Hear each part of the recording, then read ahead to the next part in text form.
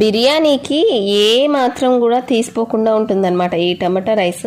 నేను చూపించిన మసాలాతో కానీ చేసుకున్నారంటే ఇంట్లోనే బిర్యానీ టేస్ట్ని అయితే ఎంజాయ్ చేయొచ్చు. సో ఈ మసాలా పౌడర్ కోసము మనం ఏం చేయాలంటే ఈక్వల్ క్వాంటిటీస్లో ధనియాలు, అలాగే మినపప్పు, పచ్చనిపప్పు, ఒక 8 వరకు ఎండు మిరపకాయలు ఇవన్నీ వేయించుకొని అందులో కొంచెం కొబ్బరి కూడా వేసుకొని మిక్సీ చేసుకోవాలన్నమాట.